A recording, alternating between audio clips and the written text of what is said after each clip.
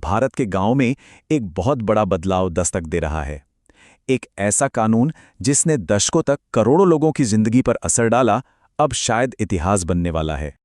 सोचिए, पूरे 20 साल एक ही कानून भारत के ग्रामीण इलाकों में रोजगार की गारंटी बनता आया है। जी हाँ, हम बात कर रहे हैं मनरेगा की, वो स्कीम जो ग्रामीण अर्थव्यवस्था की रीढ़ रही है और लोगों को काम का एक कानूनी हक देती है। लेकिन अब ये सब बदलने वाला है। सरकार एक ऐसा बिल लेकर आई है जो इस पूरे कानून को ही खत्म कर देगा।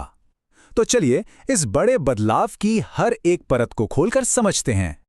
तो हुआ यह है कि सरकार ने 2005 के मनरेगा एक्ट की जगह एक बिल्कुल नया बिल जिसका नाम है विकसित Bharat guaranteed rural employment generation bill या शॉर्ट में वीबीजी रामजी बिल संसद के सदस्यों को भेजा है।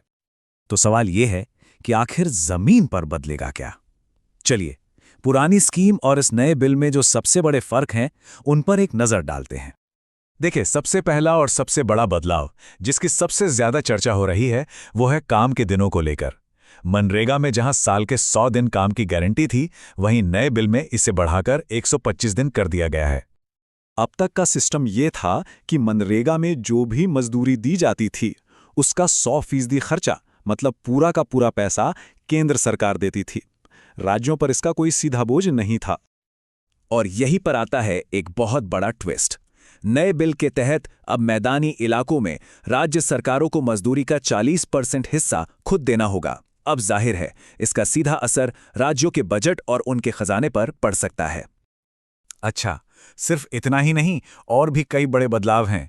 पहले मनरेगा डिमांड पर चलता था, मतलब जब काम मांगा तब मिला, लेकिन अब बजट फिक्स होगा। और एक और दिलचस्प बात, खेती के पीक सीजन में, मतलब जब कटाई बुआई का जोर होता है, तब इस स्कीम के तहत कोई काम नहीं मिलेगा। इसके अलावा पेमेंट जल्दी करने और हर चीज में बायोमेट्रिक्स, जीपीएस जैसी टेक्नोलॉजी का इस्तेमाल करने की बात भी कही गई है। अब सवाल ये उठता है कि आखिर सरकार को ये सारे बदलाव लाने की जरूरत क्यों पड़ गई? 20 साल पुरानी स्कीम को बदलने के पीछे सरकार का तर्क क्या है? सरकार इसे एक बड़ी तस्वीर से जोड़ रही है, और वो तस्वीर है विकसित भारत 2047 की। सरकार का कहना है कि ये बिल भारत को 2047 तक एक विकसित देश बनाने के लक्ष्य को पूरा करने में मदद करेगा। देखिए, सरकार का कहना है कि 20 साल में गांव बहुत बदल गए हैं। अब सिर्फ रोजगार देना ही काफी नहीं है, बल्कि इस पैसे से कुछ ऐसा बनाना होगा जो लंबे समय तक काम आए, जैसे पानी बचाने के इंतजाम या गांव में बेहतर इंफ्रास्ट्रक्चर।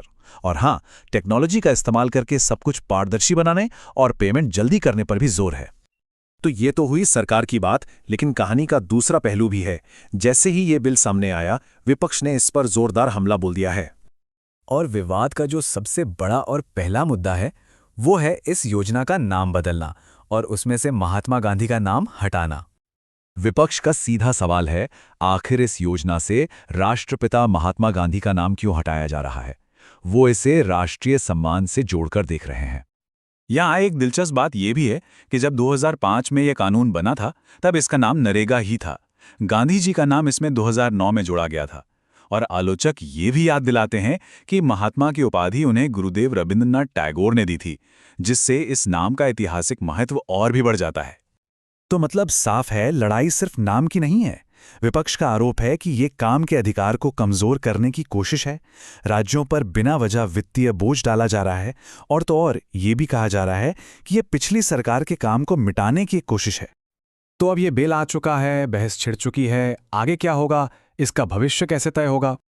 देखिए, अब ये बिल लोकसभा में सांसदों को दिया जा चुका है।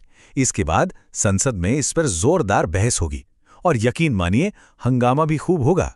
बहस के बाद होगी वोटिंग, और अगर ये बिल पास हो गया तो फिर राज्यों को 6 महीने का वक्त मिलेगा इसे अपने यहां लागू करने के लिए। तो आखिर में सवाल वहीं आकर रुक जाता है, क्या ये 20 साल पुरानी योजना में वक्त की मांग के हिसाब से किया गया एक जरूरी बदलाव है, या फिर इसके पीछे की मंशा कुछ और है, एक राजनीतिक विरासत को मिटाने की कोशिश? इस कहानी में अभी कई मोड़ आने बाकी हैं। आगे क्या होता है ये जानने के लिए और ऐसे ही दूसरे जरूरी मुद्दों को और गहराई से समझने के लिए जी+ न्यूज़ को सब्सक्राइब जरूर करें।